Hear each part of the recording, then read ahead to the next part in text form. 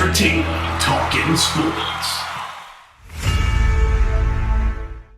What is going on, football fans? Back at it with another New York Giants video as the New York Giants drop another one. Now 3 straight after getting back to 5-7 with 4 straight wins and their signature win of the year against the Seattle Seahawks. They've now dropped 3 straight. And listen, if you were being honest and unbiased going into this 4-game stretch, we knew it was going to be hard. I mean, after they beat Cincinnati, they had won 3 straight. And then we looked at our schedule, and especially factoring in we didn't have Jones for 2 of those games, Seattle, Arizona, Cleveland, and now, obviously, today's contest against the Baltimore Ravens. We knew that we'd be lucky to probably win 1 going in. We were hoping for 2, and then obviously when you beat Seattle, you gain hope. And, obviously I was part of it, and a lot of New York Giants fans got optimistic, as you should have. You won 4 straight, and you beat one of the better teams in football at the time on the road without your starting quarterback, and the way we did it was defense and the ground game, neither of which showed up today. And I'll get more into it throughout this video. But the Giants in that game against Seattle, that's how they won. They were able to run the ball at will, and the defense was able to win the football game. The defensive line got an incredible push that entire game against the Seattle Seahawks. And I think most fans were buying into the positivity and the growth of this football team.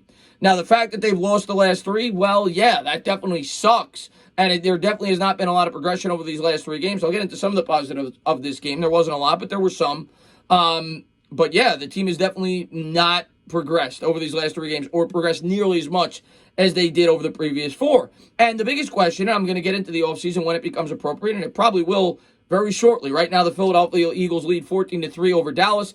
If that score is to hold, the Giants are completely out of playoff contention, even though Washington, last I checked, was losing 7-0. So we'll have to wait and see how these scores play out. The New York Giants would need a Cowboys win and a Carolina win, and then obviously the Eagles to beat Washington last week, and we beat Dallas, and we'd be in the playoffs. But more than likely, we're not going to be going to the playoffs at the end of the year.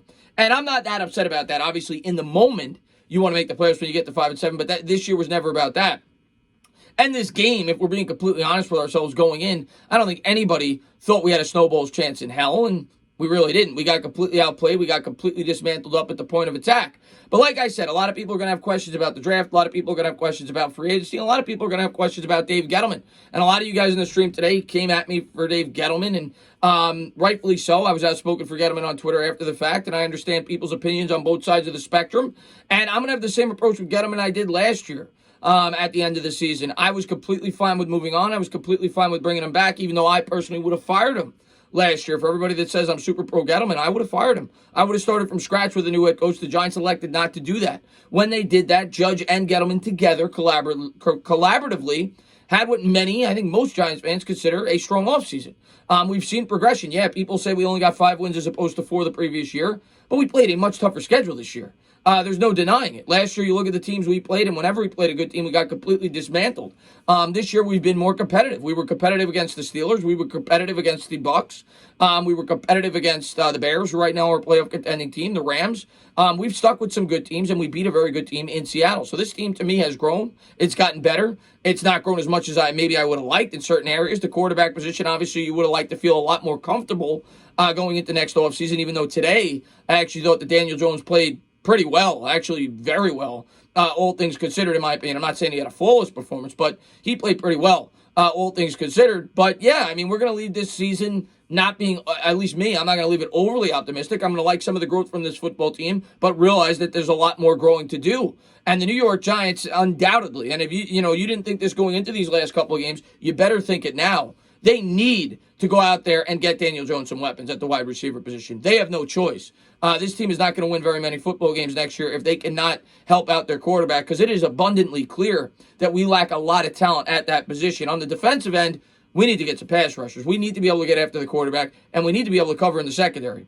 There's no doubt about it. We definitely still have some deficiencies in this defense, and I think the last 3 weeks have demonstrated that. Last week, if you just looked at the box score, you may have looked at the Cleveland Browns game, and you may have said, it wasn't that bad. I mean, we only gave up 20 points, I think it was, but they could have scored 35 on us if they wanted to. It was the pace of play, and they chewed up the clock with that really good Cleveland Browns run game, which is great. I'm not going to say it isn't, but it is shown that there are definitely some kinks to the armor in this defense, and it was displayed again today against the Baltimore Ravens. The Ravens did everything they wanted on offense in this game. There's not much good I could say about our defense. Very little I could say that was good. They completely destroyed us in the passing game with our zone.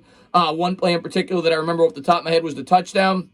where I think Bradbury was initially matched up on him, and then he went to the right side of the zone. I think it was Crowder maybe, got completely lost in zone coverage. There were a number of plays like that throughout this football game where they killed us in the passing game, but where they really killed us was the run game. And not just with the quarterback, which obviously you expected with Lamar Jackson, one of the best running backs in football, even though he's, I'm not trying to take away his throwing ability, but he's obviously a huge weapon with the running game. He had 80 yards on 13 carries. As a team, they had 249 yards on 40 carries.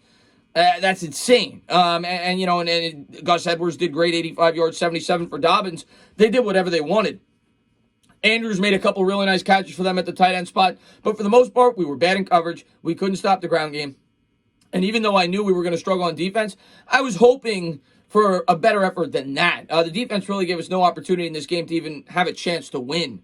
I think we only we possessed the ball for 4 minutes in the first half. The defense couldn't get off the field. The offense, I think, had one pretty good drive at the end of the half and one really bad drive. Other than that, they barely possessed the ball. For the game, I think they had the ball for 11 more minutes. It was much more even in the second half. But by that point, the Giants were behind the 8 ball. They couldn't establish the ground game. One thing I'll say about the Giants, even though some of the play calling was bad, the screen pass made no sense on first down where they lost 5 yards, and there were a couple of other play calls. But overall, I like that the New York Giants came out and they threw the rock. Even though most games my mentality is going in that I think the Giants have to try to establish the run and chew up the clock as much as they can.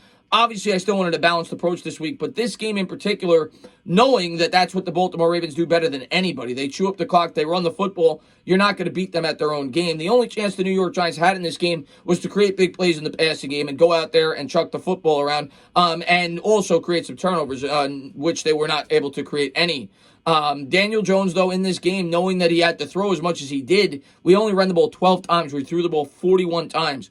Going up against a defense like this, didn't turn the football over, made a number of really good throws, could have had a much better day. You think about the drop by Darius Slayton on that really good throw on the left sideline, threw for 252 yards and a touchdown. He averaged 6.1 yards per attempt, and he was sacked 6 times. And he was under constant pressure throughout this game. And I think a major reason for that throughout the game, it wasn't even completely on the offensive line, even though Matt Parrott got beat really badly on one play. I think Fleming got beat. Lemieux got killed on the inside on one play.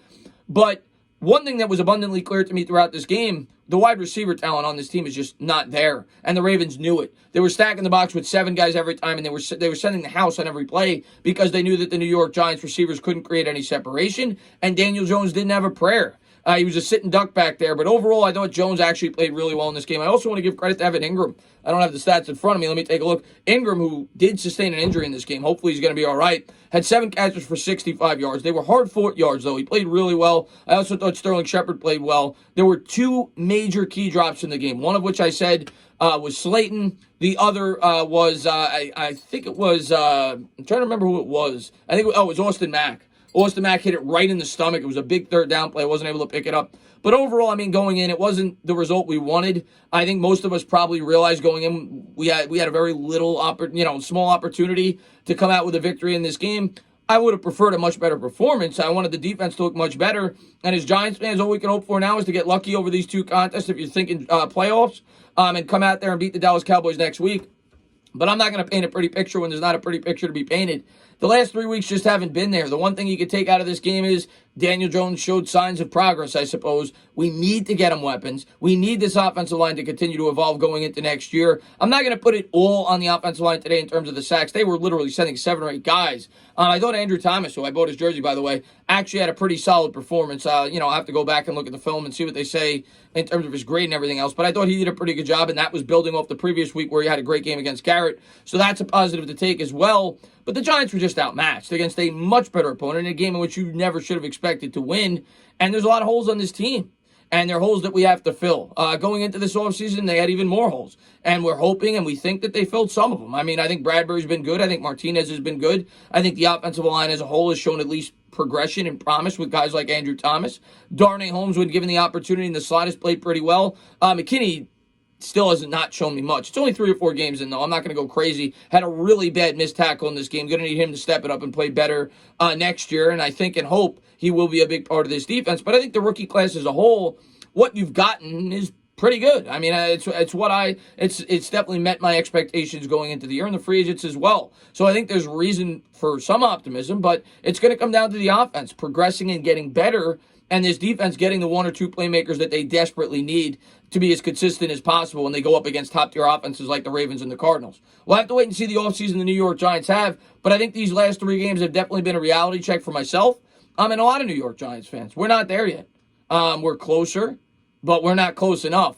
We need a lot more before this team is ready to compete and try to win a Super Bowl. And next year, we're not going to probably be there. I think we could be better. I think we could definitely be a playoff team next year if things go according to plan and we win 8 or 9 games. But it's a process. This team needs to continue to build. And next year is going to be a put-up or shut-up year for several players and potentially the GM if they bring Gettleman back. We don't know what's going to happen yet with that. And they're going to have to put up, or there will be changes with this football team. But it is what it is, guys. I like some of what I've seen over the second half of this season as a whole, and I don't like some of what some other things that I've seen. I think the defense has regressed the last 3 weeks, and I think that I think there's still major question marks with this team going forward. But the result was kind of what I expected today. I'm not going to flip out. You're playing a much better team. So let's see what we can do next week against the Dallas Cowboys. Hopefully we finish the season on a good note. And like I said, hopefully we have an opportunity to have a shot at the playoffs. As far as the draft goes, I know a lot of you guys have a question about that. Last I checked, I think we were 9th in the order, and we'll see where we are at the end of the year. But as always, guys, if you liked what you watched, please subscribe. Drop a comment. Maybe give me a little thumbs up. Cheers.